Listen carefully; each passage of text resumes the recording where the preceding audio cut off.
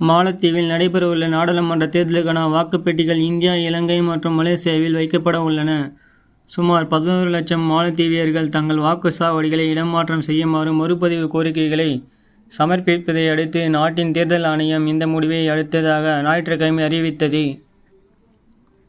April 21ஆம் தேதி நடைபெறவுள்ள நாடாளுமன்ற தேர்தலுக்கான வாக்குச்சாவடிகளை வேறு இடங்களுக்கு மாற்றுவதற்கான 6 நாள் கால அவகாசம் சனிக்கிழமையுடன் காலாவதியாகியுள்ளதாக தேர்தல்கள் ஆணையக்குழுவின் அறிவிப்பை மேற்கோள் காட்டி ஊடகங்கள் தெரிவித்துள்ளன.